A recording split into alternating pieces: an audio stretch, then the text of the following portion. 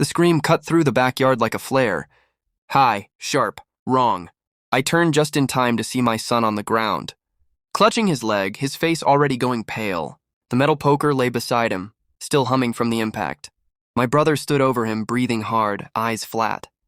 The grill hissed. Someone laughed at a joke that landed a second too late. I didn't shout. I didn't run. I froze. Because in that instant, I knew this wasn't an accident. It was punishment. My son had talked back, asked why his uncle kept calling him stupid. 7 years old, curious, brave in that small, pure way kids are before the world teaches them silence. My brother didn't like that. He never did. When the ambulance took my son away, my mother grabbed my arm. Her grip was familiar, comforting, the grip she used when I was small and scared. Maybe, she said, calm as weather. This will teach him not to talk back next time. My father nodded. The grill kept hissing. That was the moment something clean and cold slid into place inside me.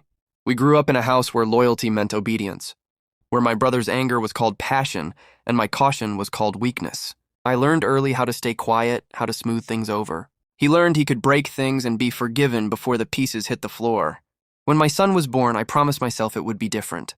I would be different. I would be louder when it mattered. I thought my parents would change for him. Grandparents soften, people say. Love rewires priorities. I was wrong. At the hospital, while my son slept under medication, his leg wrapped and elevated, my brother paced the hallway like a caged animal. My parents hovered around him, not my child. They spoke to nurses. They explained. They minimized.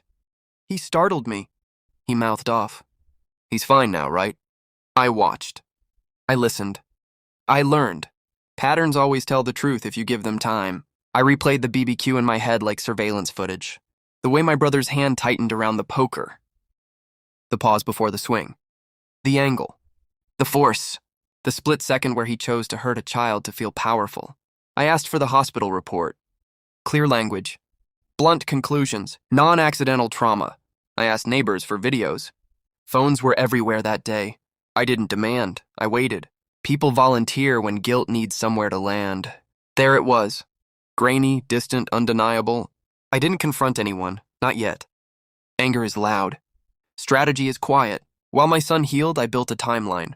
Dates, statements, contradictions. I documented my parents' comments verbatim. I requested records. I hired a lawyer who didn't flinch when I told her everything. Do you want an apology, she asked, or a consequence?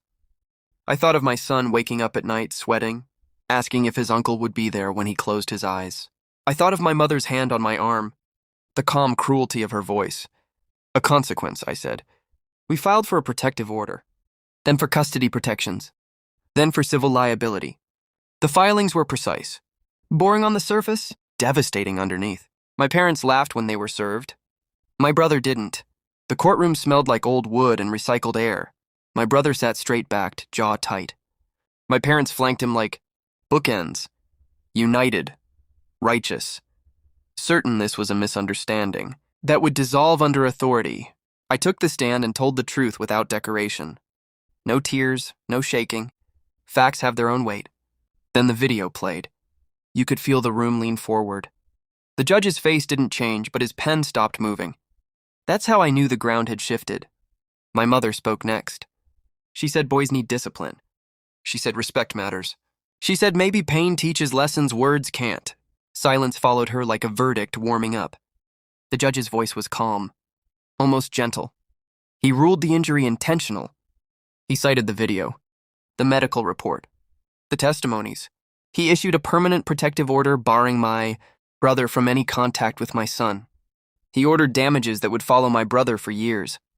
Then he turned to my parents. Their smiles wavered. He addressed their statements. Their defense, their role. He found them complicit. Not criminally, worse. He ordered supervised visitation only. Mandatory counseling. He assigned liability for medical costs due to enabling behavior. He made it clear that any violation would escalate fast and hard. My mother's mouth opened, closed. My father stared at the table like it had betrayed him. The judge looked at me last. Your child will be safe, he said. Because you chose to act. Outside, the sun was too bright.